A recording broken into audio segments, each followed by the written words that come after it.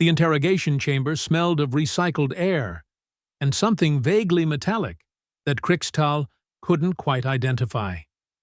He sat across from the human female, his three-fingered hands clasped together on the smooth surface of the table, trying to maintain what his training had called neutral diplomatic posture. The human looked relaxed. Too relaxed. Her boots were propped up on the chair next to her, and she was cleaning under her fingernails with what appeared to be a combat knife. A combat knife. In an interrogation room. On a galactic council station. Krikstal decided to ignore that for now. "So," he began, consulting his datapad, with two of his four eyes while keeping the other two fixed on her. "Lieutenant Vera Kovac, Human Marine Corps, assigned to the RSS Nightfall for approximately 14 standard months. Is this information correct?" The human, Vera, glanced up from her knife work. Her eyes were an unsettling shade of green, like the toxic algae blooms on Krikstal's homeworld. "Yep, that's me. Though technically it's been 14 months, 3 weeks, and about—" She paused, squinting at nothing in particular. 6 days, give or take." "Precision is admirable," Krikstal said, making a note. "Now, I need to ask you some questions regarding the incident on Holdfast Station. There are concerns about human military conduct during the Scraith incursion." "Concerns?" Vera repeated, her mouth quirking into something that might have been a smile, or a threat display. With humans, it was genuinely hard to tell. "That's a fancy word for it."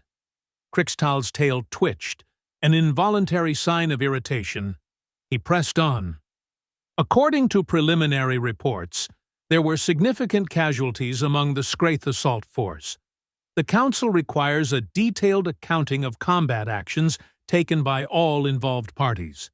For the record, can you provide your personal kill count from the engagement?" Vera stopped cleaning her nails. She looked up at him, and for a moment, Krikstal felt something cold slither down his spine. It wasn't fear exactly. More like the sudden awareness that he was in a room with an apex predator, and he'd just said something very, very stupid. Then she tilted her head to one side, like a curious Earth canine. "This year, or just this planet?" The question hung in the air like a grenade with the pin pulled. Krikstal blinked all four eyes in rapid succession. Excuse me?" "You asked for my kill count," Vera said, her tone conversational, almost friendly. "I'm asking for clarification. Do you want the numbers from this year, starting from standard January 1st, or are we talking specifically about Holdfast Station? Because those are two very different figures, and I like to be accurate when someone's taking notes." Krikstal felt his mandibles go slack. In his 17 years as a council investigator, he'd interviewed soldiers from 6 different species. He'd documented war crimes, acts of heroism, strategic disasters, and miraculous victories. Never, not once, had anyone responded to that question with a request for temporal clarification. He started, then stopped. His translator implant hummed in his skull, confirming that yes, he'd heard correctly. "The incident on Holdfast Station specifically." "Gotcha." Vera set down her knife, finally, and leaned back in her chair. It creaked under her weight. Humans were absurdly dense for their size, all compact muscle and thick bones. Evolution on a high-gravity death world, the xenobiologist said. Krikstal believed them.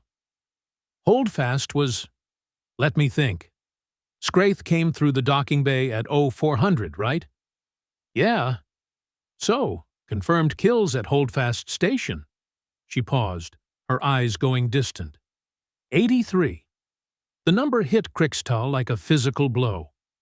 83 Scraith warriors, in a single engagement. Well, 83 confirmed, Vera corrected. She picked up her knife again, examining the blade. There were probably another dozen or so in the cargo bay when we vented it to space, but I didn't personally verify those bodies, so I don't count them. Professional integrity and all that. Krikstal's datapad slipped from his fingers and clattered onto the table. He scrambled to pick it up, his hands suddenly clumsy. You? The cargo bay incident. That was you? Me and Corporal Davies, Vera said. Though Davies was mostly on overwatch. I handled the manual override for the bay doors. That action killed 17 Scraith. The preliminary report suggested it was a systems malfunction. Vera's smile was sharp enough to cut steel. Did it? Huh. Funny how these things happen. Krikstal made a note with shaking hands. Or tried to. He had to delete and retype the same sentence 3 times. Let me make sure I understand. You personally eliminated 83 hostile combatants during an engagement that lasted, according to station logs, approximately 2 hours and 16 minutes. Sounds about right. That's... Krikstal did the math in his head, then checked it on his datapad, then checked it again, because surely he'd made an error. That's more than 1 kill every 2 minutes. Yeah, well... Vera shrugged, a peculiarly human gesture that involved lifting both shoulders. They kept coming. What was I supposed to do? Ask them politely to stop. And you said that was just this planet, Krikstal said, his voice climbing higher than was probably professional. What exactly did you mean by that? Vera's expression shifted. The casual friendliness evaporated, replaced by something harder, colder. When she spoke, her voice was quiet, and somehow that made it worse. I meant that Holdfast was 1 station on 1 planet, in 1 system during 1 year. I've been in the Corps for 6 years, investigator. 6 years of deployments, patrols, skirmishes, and full-scale combat operations. Before I was on the Nightfall, I was on the Valiant Storm. Before that, the Iron Resolve. I've seen action on 11 different worlds, fought 4 different hostile species, and participated in more boarding actions than I can count on both hands. She leaned forward, and Krikstal had to resist the urge to lean back. So when you ask me for a kill count, I need you to be specific, because the number from Holdfast Station. That's a Tuesday for me. That's a quiet shift. That's barely worth mentioning in a log report. Krikstal swallowed. His throat was suddenly very dry. Then, what would be worth mentioning? Vera considered this. Rigel 7. That was worth mentioning. The Scraith had taken a colony settlement, about 4,000 civilians. We dropped in with a platoon, 32 Marines total. By the time we extracted the colonists and held the evacuation point, we were down to 19. I personally ran through 8 full magazines, 2 spare rifles after mine jammed, and a vibroblade I took off a dead Scraith commander. How many did you? 96, confirmed. Maybe 120 if you count the ones who might have died from wounds after we pulled out. She said it like she was reporting the weather. Partly cloudy with a chance of mass casualties. That one earned me a commendation, and a week in medical, but that's beside the point. Krikstal was no longer taking notes. He was just staring. You've been trained to be this effective in combat. It wasn't really a question, but Vera answered anyway. Trained, yeah, but training only gets you so far. The rest is experience. Adaptability, willingness to do what needs doing when things go sideways. She tapped her knife against the table, a rhythmic clink, clink, clink that set Krikstal's nerves on edge. And things always go sideways. The Council's concern, Krikstal said, trying to regain some semblance of control over this interview, is that human military forces may be employing excessive violence. There are species representatives who believe that humanity's approach to combat is disproportionate. Vera laughed. Actually laughed, a short bark of sound that made Crixtal jump. Disproportionate. Right. Tell me, investigator, how many council species have mandatory military service? I don't see how that's relevant. Humor me. Crixtal consulted his general knowledge. 3. The Vrexan hierarchy, the Kyolan Dominion, and the Tresk Confederacy. And how many council species have fought wars, real wars, in the last 100 years? That would be also 3. The same 3, in fact. Exactly. Vera pointed her knife at him, not threateningly, just emphasizing her point. Most of the council species developed faster-than-light travel during peaceful periods. They reached the stars holding hands and singing songs, or however you people do it.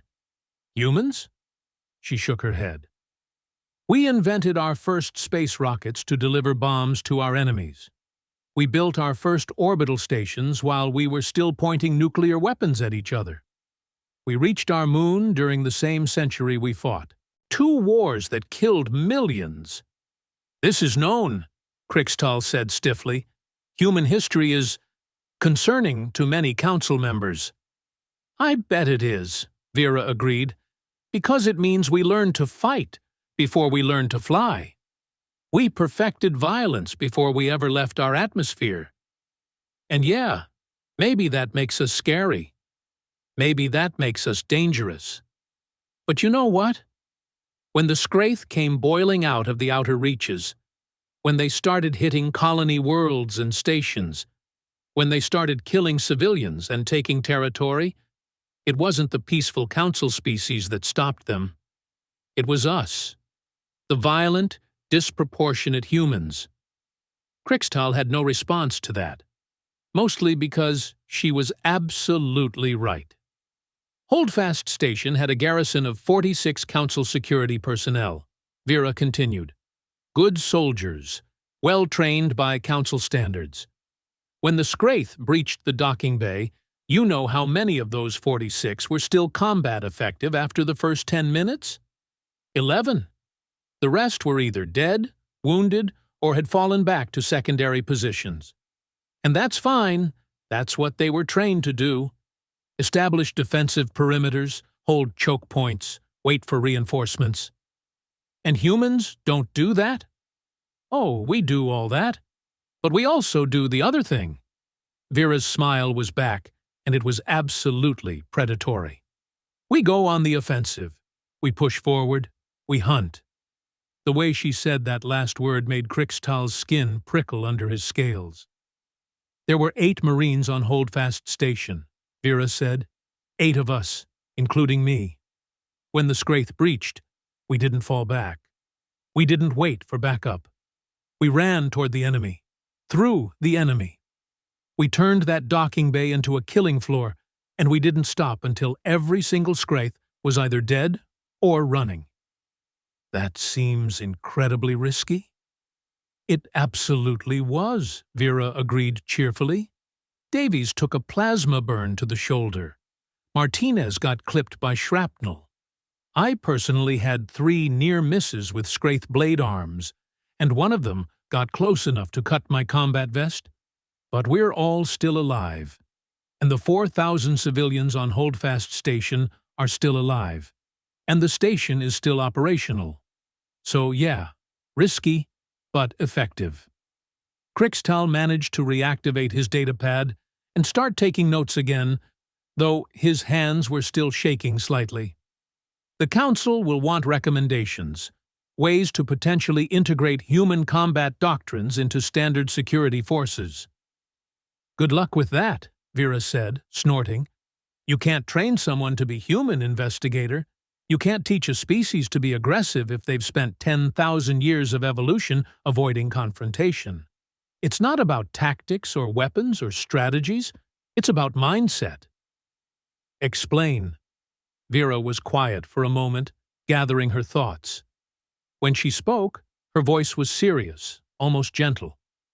Most species run from danger. That's smart. That's survival. Humans? We run toward it. Not because we're brave, necessarily, though we can be. We run toward danger because somewhere in our monkey brains there's this little voice that says, "But what if we can stop it?" We see a threat, and instead of calculating escape routes, we start calculating attack vectors. It's stupid. It's probably a genetic defect left over from our days hunting megafauna on the African plains. But it's who we are. That's insane. Yeah, Vera agreed, grinning. It really is. But it wins fights. Crixtal made more notes, his mind racing. This interview was going to require a much longer report than he'd anticipated. Let me ask you something else. The kill count you mentioned, 83 at Holdfast, 96 at Rigel 7. Do those numbers bother you at all? Vera's expression shifted again, becoming something Crixtal couldn't quite read. You're asking if I feel guilty? I suppose I am. She considered this for a long moment, her green eyes distant. Every single one of those kills was a Scraith warrior who was actively trying to murder civilians or my fellow Marines. Every single one. I didn't kill anyone who surrendered. I didn't shoot anyone who was running away. I followed the rules of engagement, and I did my job. She met his gaze directly, unflinching. So no, I don't feel guilty. I feel tired. I feel sore. I feel like I need a shower and about 12 hours of sleep. But guilty? Not even a little bit. That's very honest of you. You asked. Crixtal saved his notes and set down his datapad. I think that's enough for today. I'll need to compile this information and present it to the Council Subcommittee. There will likely be follow-up questions. I'll be here, Vera said, standing up and stretching. Several of her joints made popping sounds that made Crixtal wince. Well, not here exactly. On the station. Probably in the Marine barracks. Or the mess hall. Definitely not causing any trouble. The way she said that last part made Crixtal absolutely certain she would be causing trouble. As she headed for the door, Crixtal found himself asking, "Lieutenant Kovac, one more question, if you don't mind." She paused, turning back. "Shoot. You said 83 confirmed kills at Holdfast Station. What's your total? The actual number, across all deployments, all engagements. Do you even know?" Vera was quiet for a long moment. When she finally spoke, her voice was soft, almost contemplative. "Honestly, I stopped counting after the first year. Once you hit triple digits, the individual numbers stop meaning much. They all blur together into just the job, the mission, the reason we're out here." "And what reason is that?" She smiled, but this time it wasn't predatory or aggressive or threatening. It was almost sad. "Because someone has to be. Because if we don't stand between the monsters and the people who can't fight back, then who will? The council species are good people, investigator. You're scientists, philosophers, artists, builders. You create beautiful things. You shouldn't have to become killers to protect those things. So humans will do it instead." "So humans will do it instead," she agreed. "We're already good at it. Might as well put it to use." She left, and Crixtal sat alone in the interrogation room for a long time, staring at his notes. Tomorrow, he would have to present his findings to the Council. He would have to explain that humanity's effectiveness in combat wasn't the result of superior weapons or tactics, but something far more fundamental. Something bred into them over millions of years of evolution, honed by centuries of warfare, and unleashed now on a galaxy that wasn't prepared for it. He thought about Vera's question. This year, or just this planet? He thought about the implications, and he wondered, not for the first time, if inviting humanity into the Galactic Council had been the wisest decision they'd ever made, or the most dangerous. Probably both. Definitely both. He started typing his report. 3 days after his interview with Lieutenant Kovac, Krikstal found himself in a conference room that was significantly more uncomfortable than the interrogation chamber had been. The council subcommittee consisted of 7 representatives from different species, all of whom had read his preliminary report, and none of whom looked happy about it. Ambassador Telvorn, a tall Ythrian with silver skin and too many limbs, spoke first. His voice came out as a melodic hum through his translator. Investigator Krikstal, your report on the Holdfast Station incident raises more questions than it answers. You've documented extensive casualties among Scraith forces, but your analysis of human combat methodology is frankly alarming. I documented what I observed, Krikstal said carefully. He'd prepared for this, sort of. The human Marine demonstrated remarkable efficiency in combat situations. Efficiency, repeated Councillor Brenka, a molluscan whose speech came through as bubbling clicks. You call the elimination of 83 sentient beings in 2 hours efficient? The Scraith were actively engaged in hostilities, Krikstal pointed out. They had already killed 19 station personnel and were advancing on civilian shelters. The human response, while aggressive, prevented what would have been a massacre. We're not questioning the outcome, said Representative Quar, a squat Korlaxian with 4 eyes like Krikstal's own species. We're questioning the methods, and more specifically, we're questioning whether humanity's integration into Council military operations is creating a dangerous precedent. Krikstal had expected this angle. Dangerous how, specifically?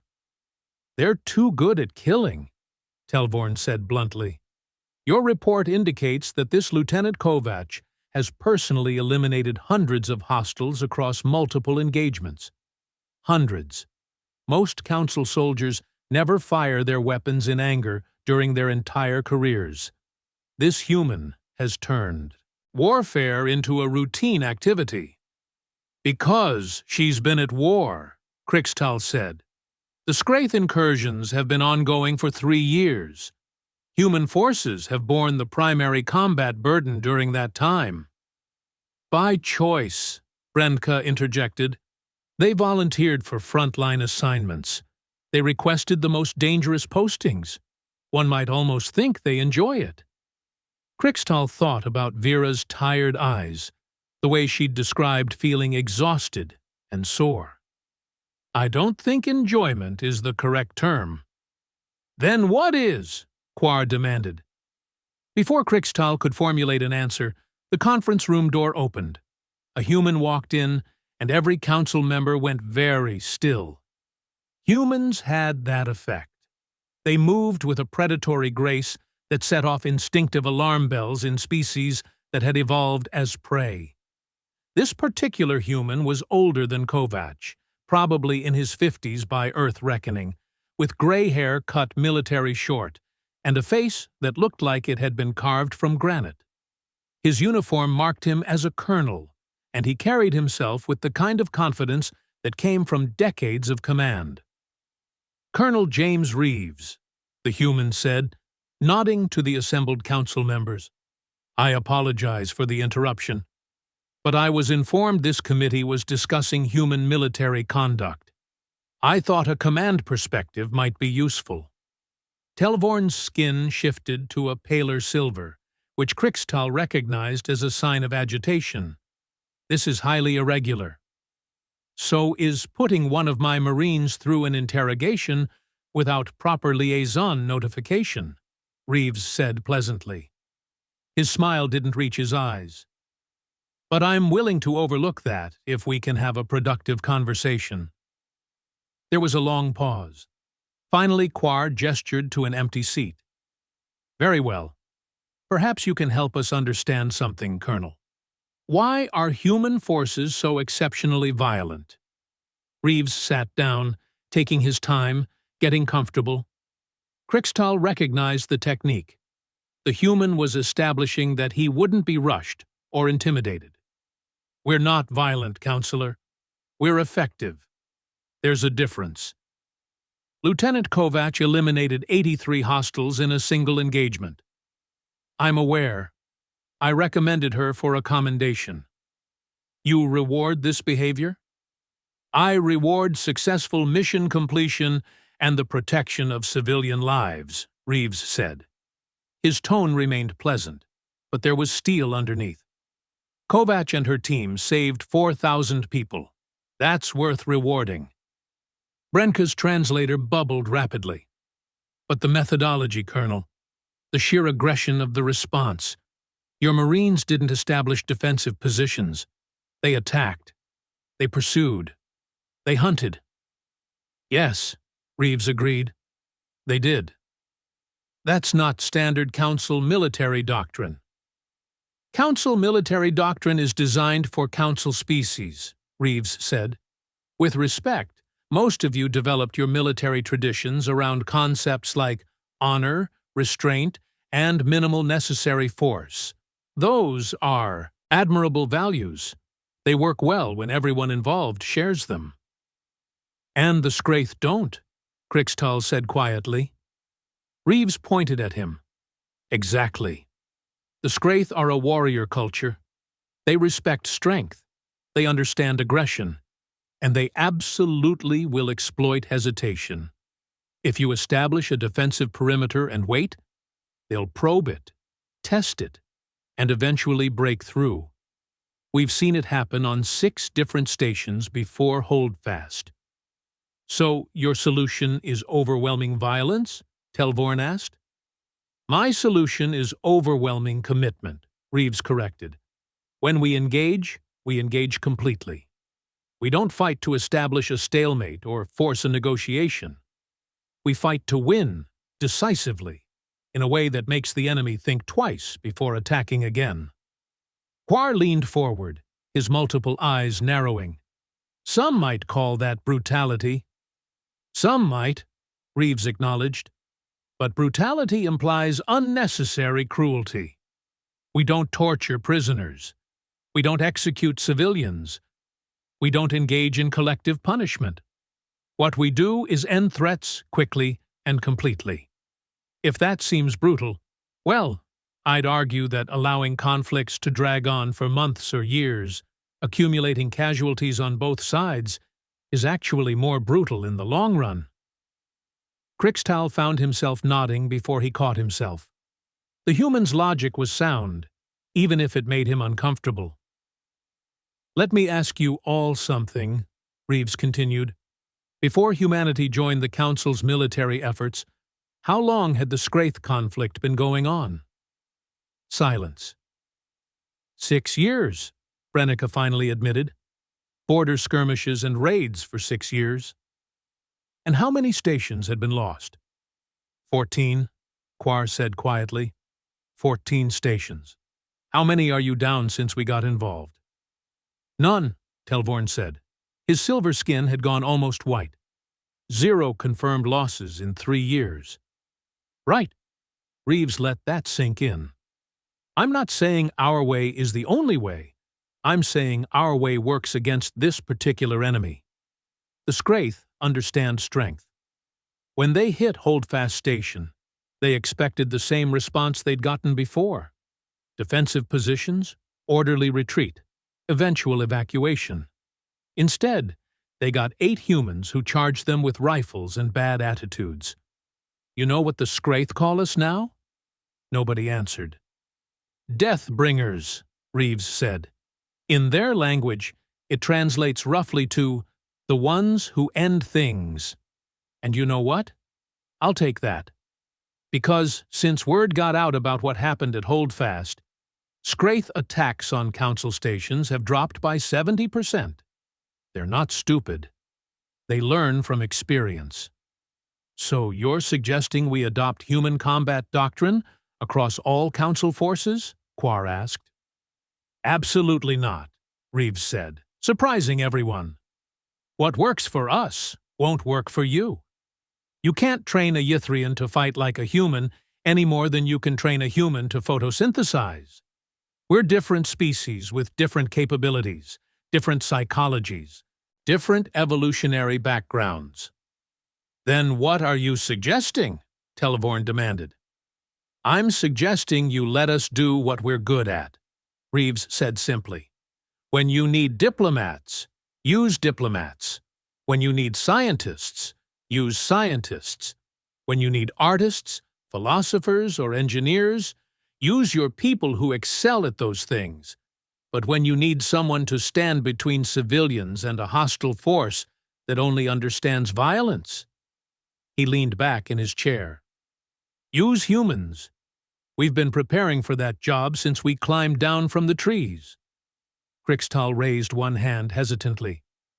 Colonel, may I ask a question? Go ahead. Lieutenant Kovac told me something during our interview.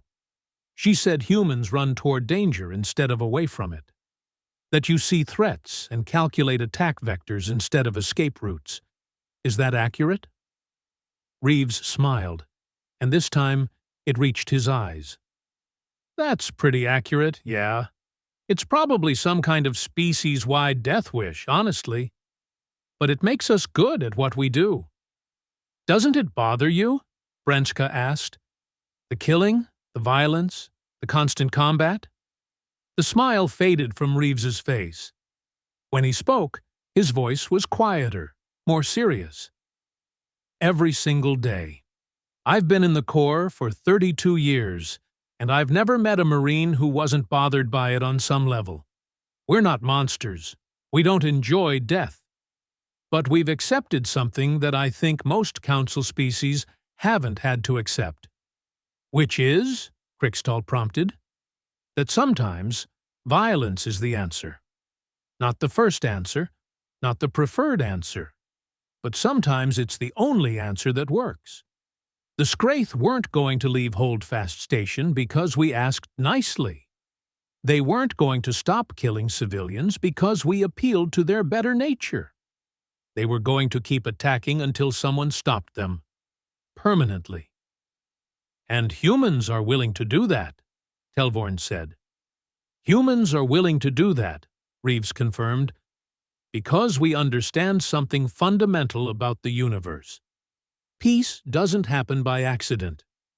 Peace happens because someone is willing to fight for it, to defend it, to get between the peaceful people and the ones who would harm them. We're not better than you. We're just specialized differently. Quar made a chittering sound that the translator rendered as a sigh. This committee was convened to determine whether human military conduct should be restricted or regulated more heavily. And? Reeves asked. And I think we may have been asking the wrong question, Quar admitted. He looked at his fellow council members. The real question isn't whether humans are too violent. It's whether we've been too reluctant to embrace necessary force when protecting our citizens. That's dangerously close to endorsing militarism, Televorn warned. No, Crixtal said, speaking up before he could stop himself. Everyone turned to look at him. It's endorsing reality.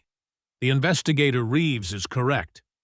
We've lost 0 stations since human integration into our military forces.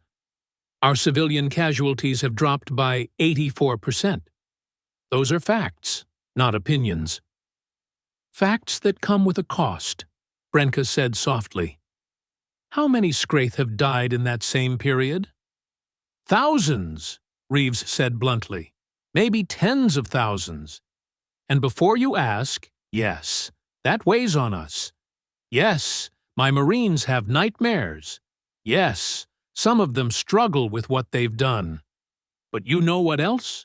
4,000 civilians went home to their families after Holdfast Station. The colony on Rigel 7 is still standing. The mining outpost at Keller's Rock didn't get turned into a graveyard. Those are real people, living real lives, Because humans were willing to do the hard thing. The room fell silent. Krikstal could see the council members processing this, struggling with the cognitive dissonance of needing violence while being philosophically opposed to it. Finally, Quar spoke. "Colonel Reeves, what would you recommend? Not for council forces, but for our ongoing cooperation with human military units?" Reeves considered carefully. "Give us clear rules of engagement. Tell us what's acceptable and what isn't. We'll follow those rules to the letter. But within those rules, let us do our job. Don't second-guess every decision. Don't interrogate every casualty report. And for the love of whatever gods you believe in, don't ask us to fight with one hand tied behind our backs. And if council members feel your methods are too extreme, then have that discussion with command, not with individual Marines. Kovac didn't design human military doctrine. She just executes it. If you have problems with how we operate, talk to people like me. We can adjust, adapt, find compromises.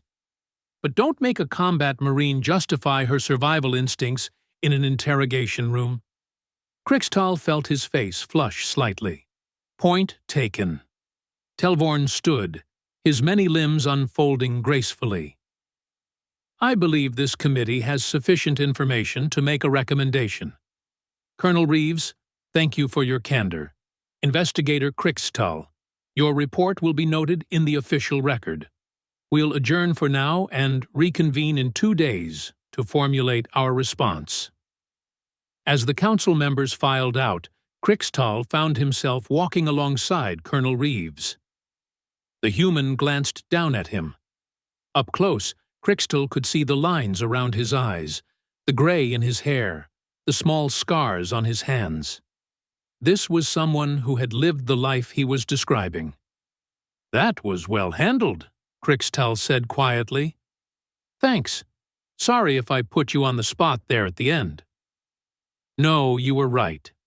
I shouldn't have interrogated Lieutenant Kovac the way I did. I treated her like a suspect instead of a soldier doing her duty." Reeves shrugged. "You were doing your job, too. No hard feelings." They walked in silence for a moment. Then Krikstal asked, "Colonel, can I ask you something off the record?" "Sure." "That question Lieutenant Kovac asked me, about whether I wanted her kill count from this year or just from Holdfast Station. Did you know she would say that?" Reeves laughed, a genuine sound of amusement. "Oh, I absolutely knew she would say something like that. Kovac has a gift for making people uncomfortable with simple honesty.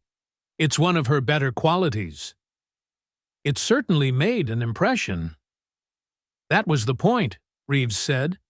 "You were treating her like an anomaly, like her combat effectiveness was some kind of aberration. She wanted you to understand that she's not unusual. Not for a human Marine. She's just good at her job. A job that involves killing. Sometimes, yeah." Reeves stopped walking and turned to face Krikstal directly. "Look, I know this is hard for council species to understand. You've built entire civilizations on principles of peace, cooperation, mutual benefit. Those are good things, noble things. But the universe doesn't care about nobility. Sometimes the universe sends you Scraith warriors who want to murder your civilians and take your territory. When that happens, you need people who can respond in kind. You need humans. And that doesn't bother you at all?" Reeves was quiet for a long moment. When he spoke, his voice was soft, almost sad. "It bothers me constantly. I've signed off on operations that got people killed.